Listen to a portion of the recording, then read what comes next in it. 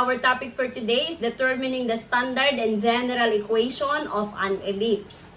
Example 1. Find the general equation of the ellipse with vertices at points 4, 4, and 4, negative 2, and foci at 4, 3, and 4, negative 1. I have already located these points, and these are V sub 1, 4, 4, V sub 2, 4, negative 2. Focus 1, we have 4, 3, and focus 2, we have 4, negative 2. So, based on this illustration, I can conclude that our major axis here is the y-axis. So, meaning it looks like this. Therefore, we will be using this formula quantity y minus k squared over a squared plus quantity x minus h squared over b squared is equal to 1. But we do not have c yet, or the center. How are we going to get the center? To get the center, we will be using of course, the midpoint formula again. Since we have 2 points here, the midpoint of the two vertices is, of course, the center, that h. X sub 1 plus x sub 2 over 2. And we have here, x sub 1 is 4 plus 4 divided by 2 is equal to 8 over 2. Which is equal to 4. So our h here is 4. What about our k? Our k is the same formula, has the same formula, the midpoint formula, that is y sub 1 plus y sub 2 is equivalent to 4 plus negative 2. So we have 2 over 2, which is equivalent to 1. So our k is equal to 1. Therefore, our center is already at point 4, 1. So this is 1, 2, 3, 4, 1. This one is our center. Okay. So we know that the distance from the center to the vertex is already our A.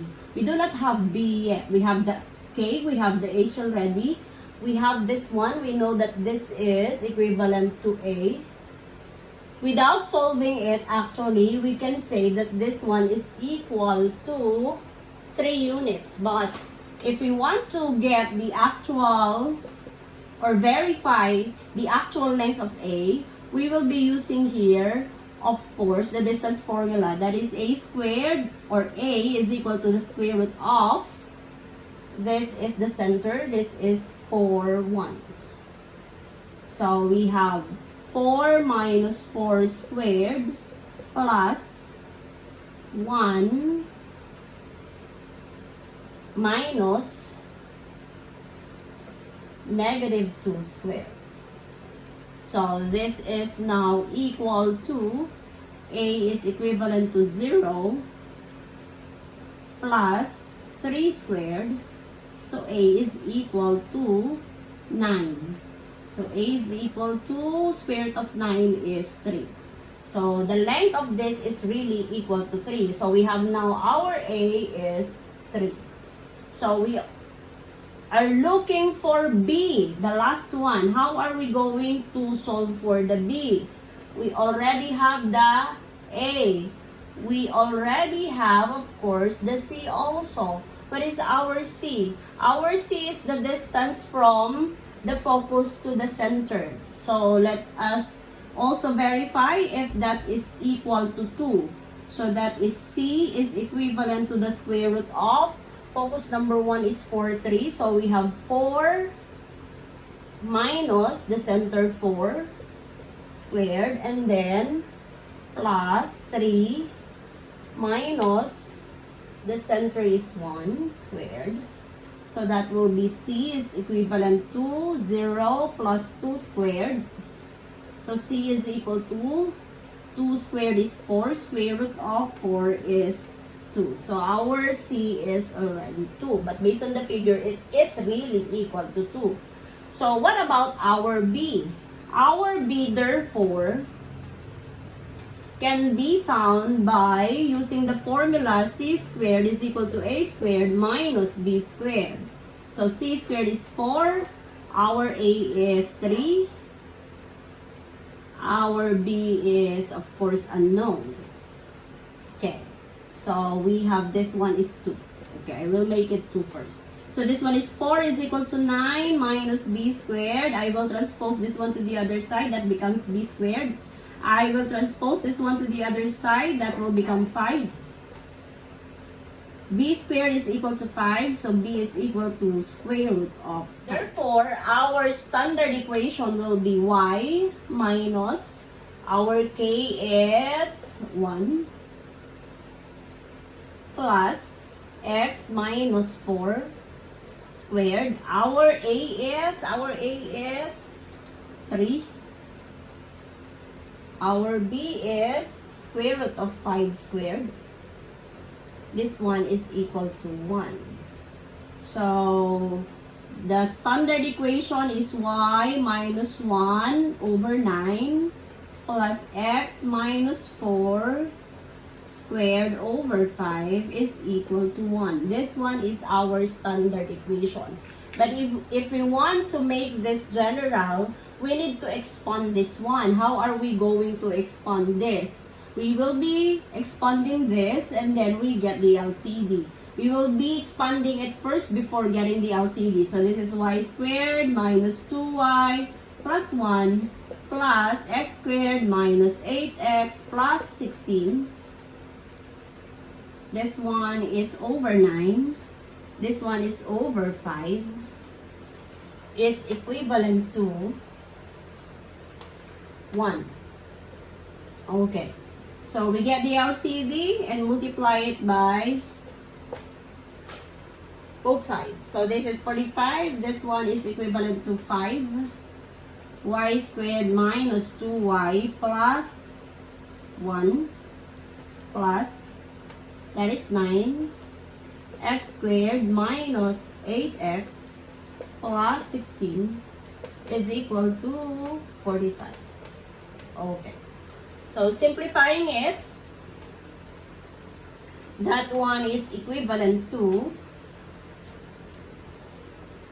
5y squared minus 10y plus 5 plus 9x squared minus 72x plus 16 times 9 is 54, carry 5, 144 is equal to 45.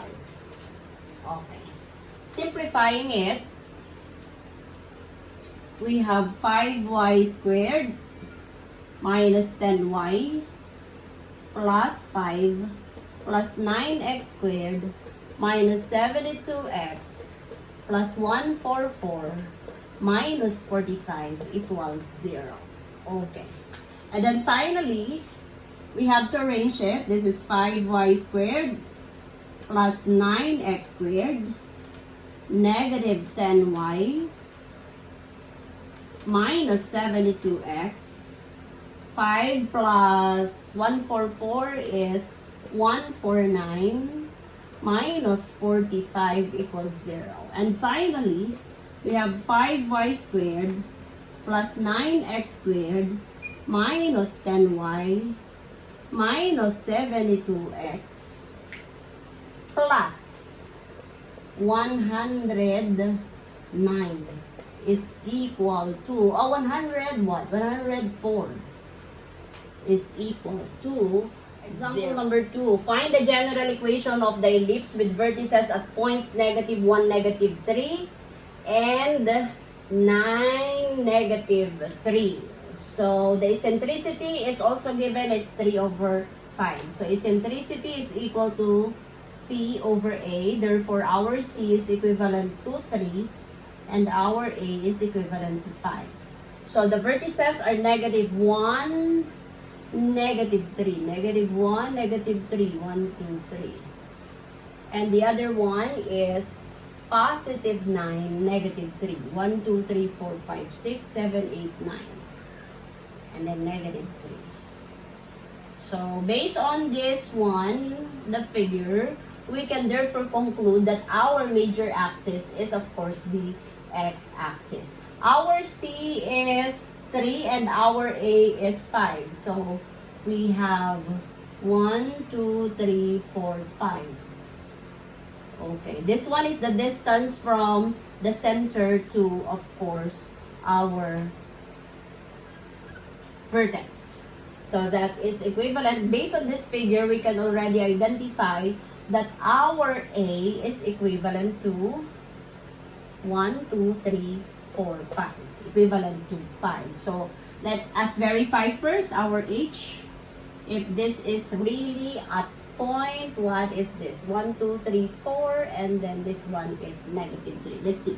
X sub 1, we have negative 1 plus 9 over 2. H is equal to 8 over 2. H is equal to 4. So our H is equal to 4. And our K is, we have negative 3 plus negative 3 divided by 2. Negative 6 over 2 is negative 3. So our K is negative 3. So therefore, our center is correct. Here is our center. That's correct. Next, we need to identify now our B, because the formula that we will be using will be this one. X minus H squared over A squared plus Y minus K squared over B squared is equal to 1. Next, we do not have B yet. So therefore, we can solve for B again. C squared is equal to A squared minus B squared. 3 squared is equal to 5 squared minus B squared. B squared is equal to 5 squared minus 3 squared. This is B squared is equal to 25 minus 16. Minus 9 rather. So B squared is equal to 16. And square root of 16 is equal to 4. So our B is equal to 4. We are now ready to substitute this in this formula. So let us erase this one.